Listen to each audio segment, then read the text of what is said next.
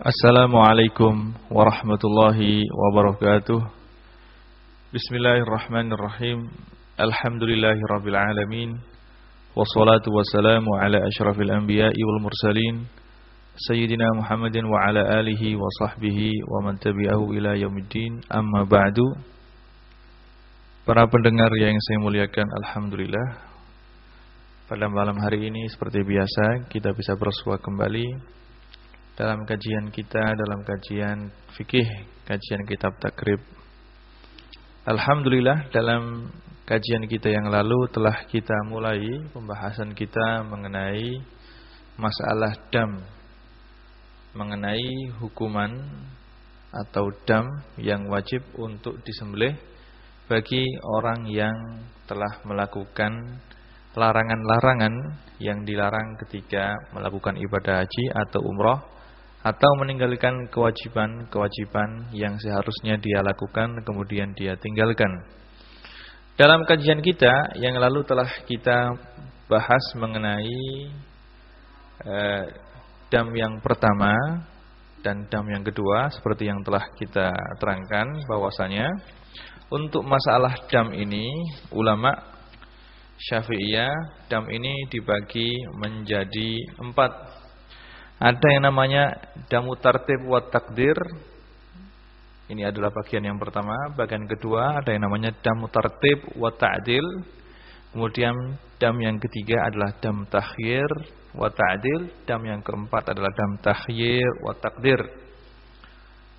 Dan alhamdulillah dalam kajian kita yang lalu telah kita bahas mengenai dam tartib wa takdir, yaitu dam yang harus dilakukan secara tertib. Maksudnya tertib di sini adalah jika dia tidak bisa melakukan hal yang pertama, baru dia boleh melakukan hal yang kedua. Dan dia tidak boleh melakukan hal yang kedua selagi dia bisa melakukan hal yang pertama. Adapun takdir adalah bahwasanya dam tersebut telah ditentukan besar kecilnya oleh agama dan tidak bisa ditambah atau dikurangi. Adapun dam yang kedua adalah dam tartib wa ta'dil. Dam tertib seperti yang saya jelaskan tadi. Adapun ta'dil adalah bahwasanya orang yang mau membayar dam tersebut boleh ta'dil, yaitu boleh yakni dam yang dia bayar tadi itu boleh dikira-kirakan harganya berapa, kemudian diganti dengan membayar dengan bersedekah atau diganti dengan puasa. Tetapi harus tertib, tidak boleh melakukan hal yang kedua selagi dia bisa melakukan hal yang pertama. Ini adalah dam tertib dan ta'dil. Untuk dam bagian yang ketiga adalah dam takhyir wa ta'dil. Dam yang ketiga ini, dam takhyir dan ta'dil, yang dimaksud dengan takhyir adalah bahwasanya orang yang telah melakukan kesalahan atau telah melakukan salah satu dari sebab dam ini boleh memilih antara hal yang nomor 1 atau nomor 2 atau nomor 3, tidak tertib. Jadi takhyir ini adalah kebalikan tertib.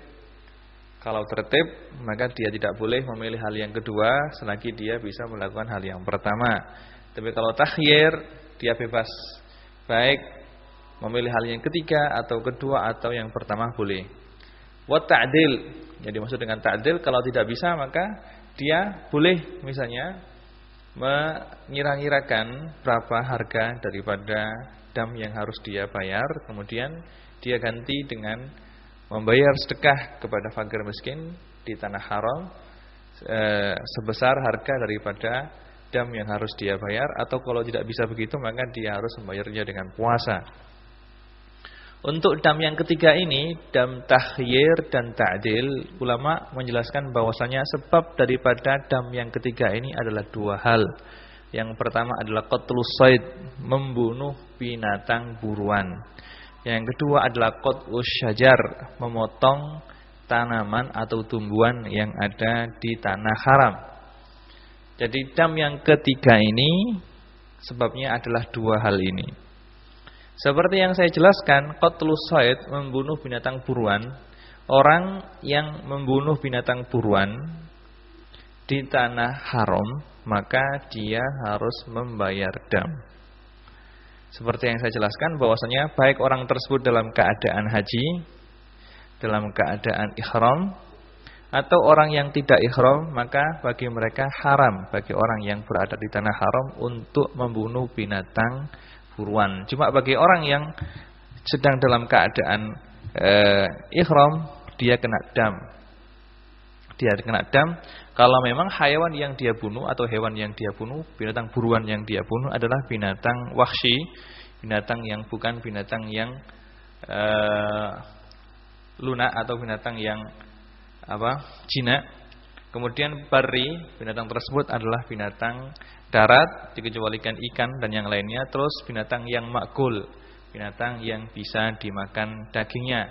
Kalau binatang tersebut, binatang buruan yang dibunuh tadi telah memenuhi 3 syarat ini, wahsy, tidak jinak, yang kedua bari, binatang buruan darat, dan makul, binatang yang bisa dimakan dagingnya, maka dia terkena dam.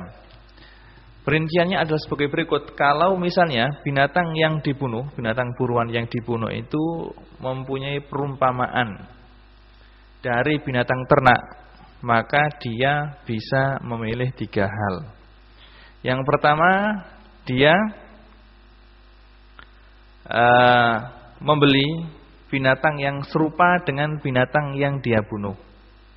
Misalnya, kalau seandainya dia membunuh seekor na'amah, dia berburu terus membunuh seekor burung onta, maka kalau dia membunuh dan berburu seekor burung onta, maka dia wajib untuk mengganti burung onta tersebut dengan membeli seekor onta.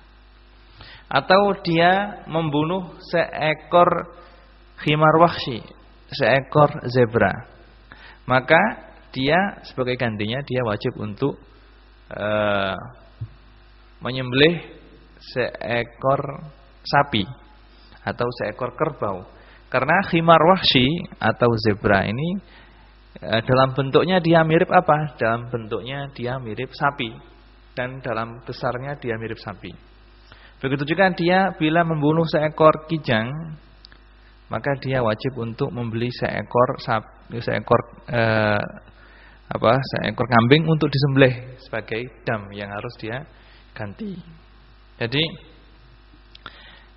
kalau dia membunuh seekor binatang buruan, yang mana binatang buruan ini adalah binatang yang tidak jinak dan binatang buruan darat, terus binatang ini adalah binatang yang bisa dimakan dagingnya, maka kita lihat kalau binatang tersebut mempunyai perumpamaan dari binatang ternak, dari kambing atau dari sapi atau dari onta, maka dia boleh memilih antara 3 hal. Hal yang pertama, dia bisa membeli binatang yang menyerupai binatang buruan yang dia bunuh. Kalau yang dia bunuh itu adalah seekor burung unta, maka dia boleh membeli seekor unta sebagai tebusan atau sebagai dam dari burung unta yang dia bunuh. Dalam hal ini yang dimaksud dengan perumpamaan di sini adalah dalam hal bentuk, ya, dalam hal bentuk dan dalam hal bentuk daripada binatang yang dia bunuh. Ya, burung onta ini menyerupai onta, maka dia wajib untuk menyembelih seekor onta. Juga kalau dia membunuh seekor zebra, dan zebra ini, khimar wahsy ini mirip dengan seekor sapi, maka otomatis dia sebagai gantinya boleh membeli seekor sapi untuk disembelih sebagai ganti daripada zebra yang dia bunuh tadi. Atau kalau dia tidak bisa atau tidak menemukan binatang ternak misalnya, maka dia bisa memilih dengan membeli makanan dengan harga daripada binatang ternak yang menyerupai binatang yang dia bunuh. Kalau misalnya dia membunuh seekor burung onta atau membunuh seekor zebra, maka otomatis dia wajib mengganti burung onta tersebut dengan menyembelih onta. Kalau dia tidak menemukan onta atau tidak mau membeli onta, repot misalnya, maka dia bisa memilih hal yang kedua, yaitu dengan membeli makanan dengan harga seekor onta. membeli makanan dengan harga seekor unta, dan makanan ini disedekahkan kepada fakir miskin yang ada di tanah haram Mekah sana. Kalau dia tidak mau begitu dan tidak punya uang, maka dia boleh memilih hal yang ketiga. Boleh memilih hal yang ketiga dengan berpuasa. Misalnya kalau yang dia bunuh itu adalah seekor burung unta, maka dia seperti yang saya katakan tadi harus menyembelih unta. Kalau tidak menyembelih unta, maka dia membeli makanan pokok dengan harga seekor unta. Kalau tidak begitu, maka dia boleh juga langsung, misalnya harga unta itu berapa? Kalau harga unta itu misalnya 1.500 real, maka 1.500 real ini kalau dibelikan makanan pokok, misalnya kalau dibelikan beras, makanan pokoknya orang Mekah sekarang adalah beras atau gandum, dapat berapa mud? Kalau misalnya 1.500 real Saudi ini kalau dibelikan beras dapat misalnya 1.000 mud, maka dia sebagai gantinya adalah harus berpuasa sebanyak 1.000 hari. Ini adalah bagi binatang buruan yang dia bunuh, yang mana binatang ini mempunyai perumpamaan dari binatang ternak yang ada. Kalau binatang buruan yang dia bunuh ini tidak mempunyai perumpamaan, misalnya dia membunuh seekor belalang yang boleh dimakan, atau dia membunuh kelinci misalnya, maka dalam hal ini dia boleh memilih antara dua hal. Yang pertama, dia membeli makanan pokok seharga binatang yang dia bunuh. Dan dalam hal ini untuk menentukan berapa harga daripada binatang yang dia bunuh, maka dia bisa tanya kepada orang yang pintar untuk menghargai binatang di tanah Mekah. Orang Mekah sana itu tahu berapa harga binatang yang dibunuh ini. Kalau misalnya dia membunuh seekor belalang misalnya, dan kata mereka belalang ini harganya adalah misalnya 20 real, maka dia membeli makanan pokok beras atau gandum 20 real, kemudian 20 gandum tersebut atau beras tersebut yang dibeli disedekahkan kepada fakir miskin yang ada di tanah haram. Atau kalau memang dia tidak mau begitu, maka dia bisa memilih hal yang kedua, yaitu dengan berpuasa. Misalnya dia membunuh seekor belalang. Belalang ini harganya 20 real. Terus 20 real ini kalau dibelikan beras itu dapat berapa mud? Kalau misalnya dapat 5 mud, maka dia ganti daripada membeli seekor atau membunuh seekor belalang tersebut, dia bisa menggantinya dengan puasa selama 5 hari. Ini adalah untuk masalah membunuh binatang buruan yang ada di tanah haram. Untuk masalah sebab yang kedua, yaitu memotong tumbuh-tumbuhan yang ada di tanah haram. Seperti yang saya jelaskan tadi, memotong tumbuh-tumbuhan di tanah haram, seperti yang saya jelaskan dalam pelajaran beberapa waktu yang lalu, hukumnya adalah haram ya. Hukumnya adalah haram. Kalau ada orang yang memotong tumbuhan yang ada di tanah haram, kalau tumbuhan tersebut atau pohon tersebut masih hidup, maka tidak boleh dipotong dan tidak boleh dicongkel.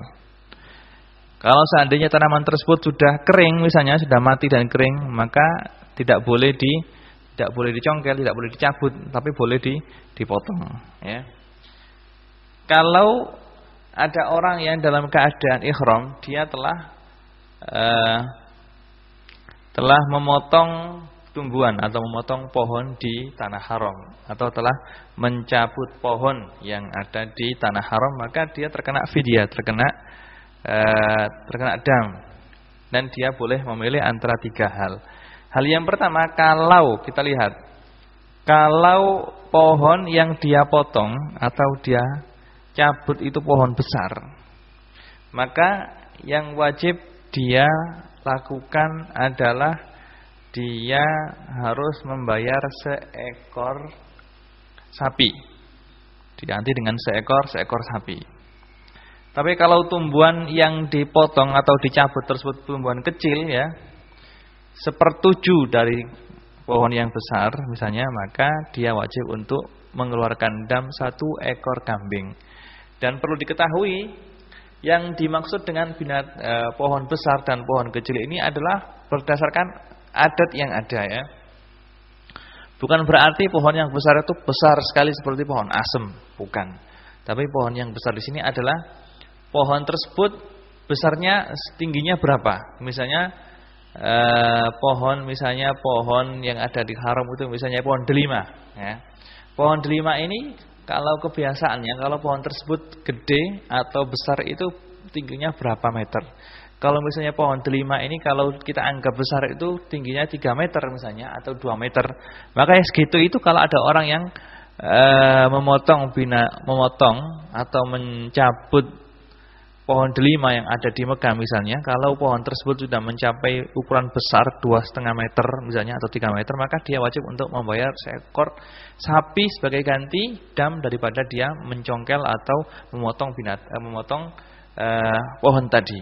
Jadi bukan berarti pohon besar itu adalah pohon yang besar kayunya seperti pohon asem, enggak, tapi yang dimaksud dengan besar ini adalah pohon tersebut sudah mencapai titik besarnya itu paling pol itu tingginya berapa meter. Itu namanya itu namanya pohon yang besar. Adapun pohon yang kecil adalah pohon yang umurnya tingginya itu 1/7 daripada titik ketinggian yang paling tinggi dari pohon tersebut. Misalnya pohon delima itu paling tinggi misalnya 2 meter. Maka 1/7 dari 2 meter itu misalnya kita kira-kirakan misalnya pohon delima yang tingginya misalnya masih 40 cm. Maka 40 cm ini sudah terbilang sudah mencapai 1/7 daripada tinggi pohon delima yang semestinya. Kalau ada orang yang memotong pohon delima yang tingginya misalnya kita kira-kirakan 40 cm itu sudah 1/7 daripada tinggi pohon delima yang biasanya, maka dia terkena harus membayar seekor kambing, Kalau dia tidak mau membayar dengan menyembelih seekor kambing atau menyembelih seekor sapi, maka dia boleh mengganti membeli makanan dengan harga kambing kalau memang pohonnya itu pohon kecil, atau dengan harga sapi kalau pohonnya itu pohon besar. Kemudian makanan tersebut disedekahkan kepada fakir miskin yang ada di tanah haram. Kalau tidak mau begitu, maka gantinya dia bisa memilih puasa. Misalnya puasa ini berapa? Misalnya seandainya harga seekor kambing atau seekor sapi ini kalau dibelikan makanan pokok itu dapat berapa mud? Kalau misalnya dapat 1000 mud, maka dia wajib mengganti dengan 1000 hari puasa. Gitu. Begitu juga kalau misalnya yang dia wajib untuk bayar adalah untuk menyembelih seekor kambing. Kalau dia tidak mampu, maka dia boleh untuk memilih dengan puasa. Seekor kambing itu harganya berapa? Harganya 300 real misalnya. Kalau 300 real itu dibuat untuk membeli makanan pokok beras atau gandum ya. Kalau mendapatkan berapa mud? Kalau kita kira-kirakan mendapatkan 70 mud, maka dia harus puasa sebanyak 70 hari. Adapun kalau pohon yang dia potong atau yang dia cabut itu adalah pohon yang sangat kecil sekali, kurang daripada 1/7 daripada pohon yang biasanya, maka dia boleh memilih antara dua hal. Yang pertama, dia boleh bersedekah dengan harga daripada pohon yang dicabut itu berapa. Kemudian dia boleh memilih antara bersedekah dengan membeli makanan seharga daripada binatang yang seharga pohon yang dia cabut atau pohon yang dia potong. Kalau misalnya dia memotong pohon sangat kecil, pohon tersebut misalnya harganya adalah 100 real, maka dia 100 real ini dia belikan beras atau belikan gandum, kemudian disedekahkan kepada fakir miskin yang ada di tanah haram. Kalau dia tidak mau membeli makanan, dia boleh menggantinya dengan puasa. Puasa misalnya dapat berapa mud? Misalnya 100 real itu dapat berapa mud? Kalau misalnya dapat 50 mud, maka gantinya adalah puasa 50 hari. Ini adalah untuk dam yang ketiga, yaitu dam at-takhyir wa ta'dil. At-takhyir wa ta'dil yaitu dam yang boleh kita memilih antara hal-hal yang disebutkan tadi, dan ta'dil, maksudnya ta'dil adalah boleh kita ganti dengan makanan dan boleh kita ganti dengan puasa. Dan sebabnya ini ada dua, yaitu membunuh binatang buruan dan memotong pohon yang ada di tanah haram. Kemudian dam yang keempat adalah dam yang terakhir adalah dam takhyir wa takdir. Dam tahyir ini adalah seperti yang saya sebutkan tadi, tahyir itu boleh dipilih, boleh memilih antara hal yang pertama atau yang kedua atau yang ketiga, tidak harus tertib. Dan takdir, maksud dengan takdir adalah bahwasanya hal tersebut telah ditentukan besar kecilnya oleh agama dan tidak bisa dikurangi atau ditambah. Untuk dam tahyir dan takdir ini mempunyai beberapa sebab, yaitu 9 sebab. Sebab yang pertama, dam ini adalah disebabkan mencukur rambut. Mencukur rambut. Maka barang siapa orang yang dalam keadaan ihram telah mencukur rambutnya, baik itu rambut kepala atau rambut yang lainnya, rambut bulu-bulu yang lainnya, kalau dia telah menghilangkan atau telah memotong atau mencabut atau membakar 3 helai rambut secara langsung di satu tempat langsung dan dalam satu tempat dan dalam satu waktu, maka orang tersebut wajib untuk terkena dam ini. Adapun jika orang tersebut mencukur 2 helai rambut, maka dia cuma terkena harus membayar 2 mud, atau mencukur 1 helai rambut, maka dia wajib membayar 1 mud. Yang kena dam ini jika dia telah mencabut atau memotong atau mencukur 3 helai rambut secara bersamaan. Sebab yang kedua adalah memotong kuku. Barang siapa yang telah memotong kuku 3 kuku secara langsung, maka dia wajib terkena dam. Tapi kalau dia memotong 2 kuku saja, maka terkena 2 mud. Atau memotong 1 kuku saja, maka terkena 1 mud, Jika dia misalnya jam 8 dia memotong 1 kuku. Kemudian jam 9 dia memotong 1 kuku lagi. Kemudian jam 10 memotong 1 kuku lagi. Maka dalam keadaan seperti ini dia tidak kena dam, tapi harus membayar 3 mud. Karena memotong kukunya dilakukan pada waktu yang berbeda-beda. Dia kena dam ini jika dia memotong 3 kuku dalam waktu yang sama. Nah, sebab yang ketiga adalah dia memakai pakaian yang menyelimuti tubuhnya bagi orang laki-laki, memakai pakaian mukhit atau memakai sarung tangan bagi orang perempuan. Sebab yang keempat adalah orang yang menutup kepala bagi orang laki-laki atau menutup wajah bagi orang perempuan, maka terkena dam. Ini dam tahyir wa takdir. Yang kelima, orang yang meminyai rambutnya atau meminyai jenggotnya. Kalau memberi minyak, pakai minyak untuk rambutnya atau jenggotnya, maka dia terkena dam ini. Sebab yang keenam adalah atib, orang tersebut memakai wangi-wangian. Sebab yang ketujuh adalah mubasyarah bisyahwah. Kalau orang tersebut mubasyarah bisyahwah tanpa ada hail, tanpa ada penghalang antara dia dan istrinya misalnya, maka dia terkena dam tahyir wa takdir. Sebab yang kedelapan adalah orang yang melakukan jima atau senggama setelah melakukan senggama yang membatalkan atau merusak hajinya. Jadi setelah dia misalnya melakukan senggama atau jima sebelum tahallul awal, berarti hajinya telah rusak. Dan meskipun hajinya telah rusak, telah fasad, tapi dia wajib untuk meneruskan hajinya. Kemudian sebelum dia selesai haji melakukan jima lagi, maka jima yang kedua yang dia lakukan setelah jima yang pertama yang merusak hajinya, ini terkena dam juga, yaitu dam tahyir dan dam takdir. Kemudian sebab yang 9 adalah wat'u baina tahallul awal wa tahallul tsani. Jika dia melakukan jima, persetubuhan di antara 2 tahallul, setelah melakukan tahallul pertama sebelum selesai melakukan tahallul yang kedua, maka orang tersebut juga terkena dam ini, dam tahyir wa takdir. Dam tahyir dan takdir ini apa? Dia boleh memilih antara 3 hal. Yang pertama dzabhu syah. Memilih antara 1 adalah menyembelih kambing. Au shaumu salasati ayyam, atau kalau dia tidak mau menyembelih kambing, dia boleh menggantinya dengan puasa 3 hari. Au tasadduq bi salasati asuin, atau kalau tidak mau untuk puasa 3 hari, bisa dia ganti dengan bersedekah sebesar 3 sok makanan pokok yang diberikan kepada 6 orang miskin. 1 orang miskin mendapatkan setengah sok. 1 orang miskin mendapatkan setengah sok.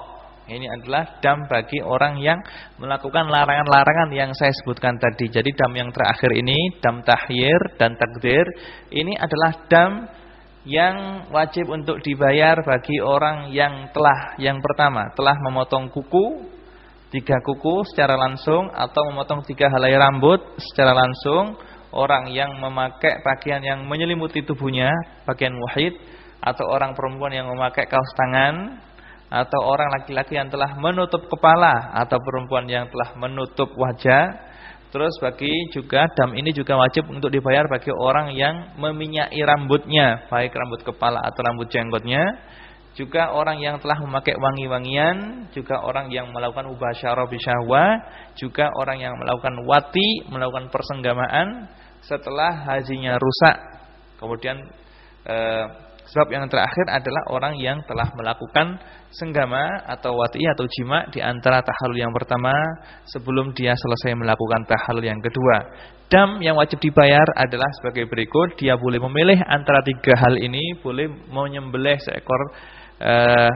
seekor kambing, atau kalau dia tidak mau dan tidak mampu, dia boleh memilih untuk berpuasa 3 hari, atau kalau dia tidak mau berpuasa maka dia boleh untuk memilih dengan membayar sedekah sebanyak 3 sok, yang mana 3 sok ini diberikan kepada 6 fakir miskin yang ada di tanah haram. Setiap orang mendapatkan setengah sok. Dan perlu diperhatikan lagi untuk masalah dam ini, Imam Abu Suja telah menyebutkan bahwasanya wala yujzi'u al-hadiyu walal it'am illa fil haram wa yujzi'uhu ayyasuma haitsu syaa. Untuk dam ini tidak disyaratkan, dam ini disyaratkan harus dibayar dan harus disembelih di tanah haram, kecuali dam ihsar. Kecuali dam ihsar seperti yang saya sebutkan kemarin, bahwasanya orang yang ihsar, orang yang tidak bisa sampai ke Mekah karena terhalang oleh sesuatu, misalnya di perjalanan dia dirampok atau dicegat orang, atau terjadi pertempuran atau terjadi perang di tengah jalan, maka orang tersebut tidak bisa sampai ke Mekah. Nah, kalau tidak bisa sampai ke Mekah dan telat hajinya karena sebab-sebab ihsar ini, maka dia harus tahallul, harus keluar dari ihram yang telah dia pakai dengan cara tahallul. Tahallulnya ini adalah dengan menyembelih seekor kambing di tempat dia ihsar, kemudian memotong rambutnya dengan niat tahallul. Kalau sudah gitu berarti dia tahallul. Nah, jadi kalau untuk semua bentuk dam, penyembelihan binatang dalam bab haji ini adalah harus dilakukan di tanah haram dan tidak boleh dilakukan di tempat lain kecuali dam yang mana dam tersebut sebabnya adalah sebab ihsar. Begitu juga untuk it'am, untuk membayar makanan atau membayar sedekah yang diberikan kepada fakir miskin yang ada di tanah haram, ini wajib diberikan kepada fakir miskin yang ada di tanah haram. Adapun puasa, kalau puasa maka puasa ini boleh dilakukan di mana saja. Kalau dia tidak mampu untuk puasa ketika berada di Mekah karena cuaca sangat panas misalnya, maka dia boleh berpuasa kalau dia sudah sampai di rumahnya. Kalau sudah sampai di rumahnya, hal ini adalah sesuai dengan firman Allah Subhanahu wa taala, hadiyan balighul Ka'bah. Hadiyan balighul Ka'bah, bahwasanya untuk haji atau dam ini balighul Ka'bah harus dikerjakan di tanah haram yang ada Ka'bahnya di Mekah. Dan daging daripada dam ini sebagaimana disebutkan oleh ulama Syafi'i adalah diberikan kepada fakir miskin yang ada di tanah haram tersebut. Baik fakir miskin itu adalah fakir miskin asli orang Mekah atau fakir miskin yang berada di Mekah ketika itu. Yang penting fakir miskin yang ada di tanah Mekah, baik fakir miskin orang Mekah asli sendiri atau orang yang datang dari luar Mekah. Terus Imam Abu Suja mengatakan wala yajuzu qatlu saydil haram wala qat'u syajarihi lil muhilli wal muhrim ma'an. Seperti yang saya sebutkan tadi, bahwasanya binatang buruan itu tidak boleh dibunuh dan tidak boleh diganggu kalau binatang tersebut berada di tanah haram. Jadi kalau binatang buruan tersebut berada di tanah haram, maka binatang tersebut tidak boleh diganggu sama sekali. Baik mengganggu tersebut dengan misalnya memburunya atau dengan mengusiknya, pokoknya binatang buruan yang berada di tanah haram tidak boleh diganggu, baik orang tersebut orang yang dalam keadaan ihram atau orang yang tidak dalam keadaan ihram. Adapun kalau orang tersebut dalam keadaan ihram, maka dia tidak boleh mengganggu binatang buruan sama sekali, baik dia berada di dalam tanah haram atau di luar tanah haram. Adapun orang yang hil, orang yang tidak dalam keadaan ihram, maka dia boleh berburu di luar tanah haram. Di luar tanah haram. Kalau dia berburu di dalam tanah haram, maka tidak diperbolehkan. Walaqat usyajarihi, begitu juga tidak diperbolehkan untuk memotong tumbuh-tumbuhan atau pohon yang ada di tanah haram. Tidak boleh memotong tumbuh-tumbuhan atau tanaman yang ada di tanah haram, baik untuk orang yang dalam keadaan ihram atau orang yang tidak dalam keadaan ihram. Hal itu berdasarkan hadis yang diriwayatkan oleh Imam Bukhari dan Imam Muslim bahwasanya Rasulullah Shallallahu Alaihi Wasallam telah bersabda ketika beliau melakukan haji yang terakhir, yaitu haji wada, beliau telah bersabda, Inna hadzal balada haramun bihurmatillahi, la yu'dhadu syajaruhu, wa la yunafaru sayduhu, wa la yultaqatu luqatatuhu, illa man arrafaha, wa la yukhtala khalahu. Qala al-Abbas, ya Rasulullah, illa al-idkhir. Fa innahu liqainihim wa buyutihim qala illal iddikhir. Jadi pada haji wada Rasulullah sallallahu alaihi wasallam telah bersabda bahwasanya tempat ini adalah tanah haram yang mana Allah Subhanahu wa taala telah memuliakan tanah ini, yaitu tanah haram. La yu'dadu syajaruhu, tumbuh-tumbuhannya tidak boleh dipotong. Wala yunafaru sayduhu, dan binatang buruannya tidak boleh diusik. Wala yultaqatu luqatatuhu, dan barang-barang yang hilang tidak boleh diambil. Illa man arrafaha, kecuali bagi orang ingin mengambil binatang barang-barang temuan untuk diumumkan. Maka kalau Anda berada di Mekah, maka jangan sampai Anda kalau ada barang keleleran di jalan, maka jangan sampai diambil. Karena Rasulullah Shallallahu Alaihi Wasallam telah mencegah hal tersebut. Juga jangan sampai, misalnya, mematahkan dahan-dahan pohon yang ada di Mekah, karena hal tersebut adalah hukumnya haram. Terus juga tidak diperbolehkan untuk membawa debu yang ada di tanah haram, baik Madinah atau Mekah. Juga tidak boleh membawa batu yang ada di tanah Mekah, dibawa pulang ke Indonesia, tidak diperbolehkan. Baik Mekah atau Madinah, sebagaimana disebutkan oleh Imam Nawawi di Syarah Muhadzab, bahwasanya haram untuk membawa debu atau tanah yang ada di Mekah atau di Madinah dibawa pulang. Begitu juga batu-batuan yang ada di Mekah atau di Madinah untuk dibawa pulang. Barang siapa yang membawa pulang, maka wajib untuk dikembalikan ke Mekah lagi atau dikembalikan ke Madinah lagi, dan mengembalikannya itu juga perlu biaya berapa. Maka jangan sampai, harus ingat bahwasanya benda-benda yang ada di Mekah dan ada di Madinah tidak boleh kita bawa untuk kita bawa ke Indonesia, karena hal itu adalah hukumnya haram. Nah, kiranya cukup sekian kajian yang bisa kita ambil untuk kesempatan kita pada malam hari ini.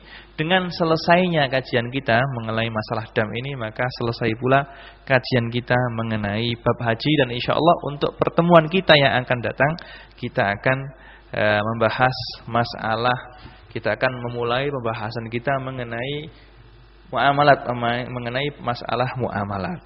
Terus yang perlu diperhatikan lagi sebelum saya tutup kajian ini, termasuk hal yang disunahkan lagi bagi orang yang haji adalah untuk berziarah ke makamnya Rasulullah Sallallahu Alaihi Wasallam. Karena ziarah ke makamnya Rasulullah Sallallahu Alaihi Wasallam adalah sunnah dengan ijma' ulama, dengan kesepakatan para ulama.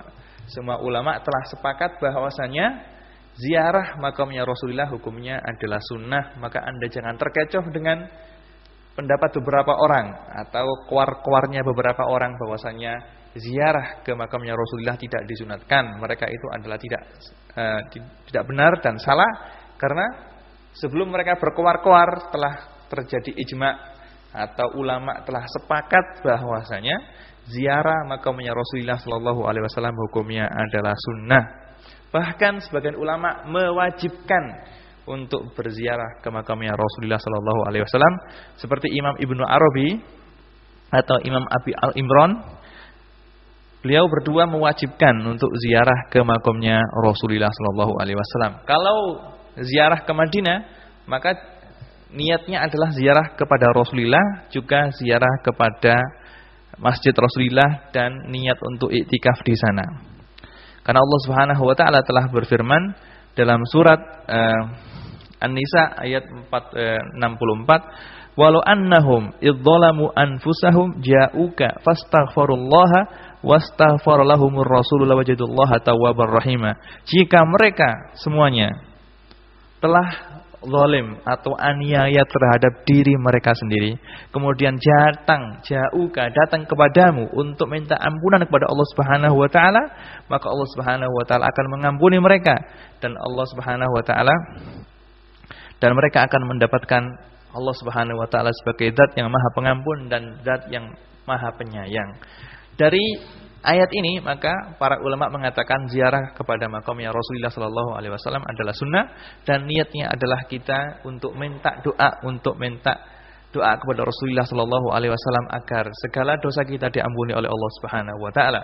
Dalam sebuah hadis Rasulullah sallallahu alaihi wasallam sebagaimana disebutkan dan diriwayatkan oleh Imam Daruqutni dan Imam Khatib, hadisnya adalah man hajja walam yarani faqad jafani. Barang siapa yang haji dan tidak ziarah kepadaku maka benar-benar telah jauh dariku atau telah berbuat jelek denganku ya.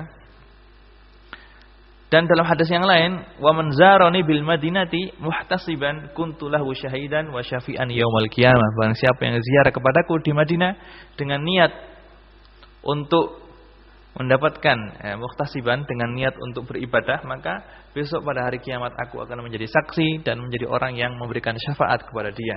Maka sebagai orang yang haji jangan sampai terlewatkan ziarah ke makamnya Rasulullah sallallahu alaihi wasallam, dan ketika masuk ke Madinah maka masuklah ke kota Madinah dengan tata krama yang baik.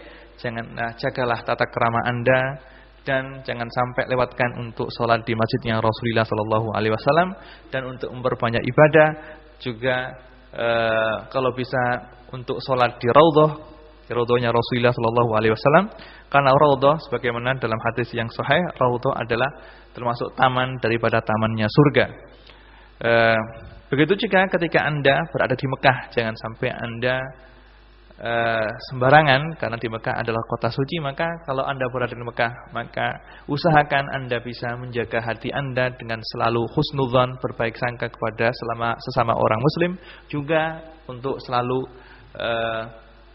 berakhlak karimah karena Mekah adalah kota suci, begitu juga kota Madinah adalah kota suci. Kiranya cukup sekian kajian yang bisa kita sampaikan untuk pertemuan kita pada malam hari ini. Mudah-mudahan apa yang kita sampaikan pada malam hari ini selalu diridhai Allah Subhanahu wa taala dan bisa kita amalkan dan menjadi ilmu yang manfaat. Nasallahu subhanahu wa ta'ala yaj'al ilmana ilman nafi'a wa yaj'al ilmana hujjatan lana la hujjatan 'alaina wa sallallahu ala sayyidina Muhammadin wa ala alihi wa sahbihi wa sallam. Subhana rabbika rabbil izzati amma yasifun wa salamun alal mursalin walhamdulillahi rabbil alamin. Wassalamu alaikum warahmatullahi wabarakatuh.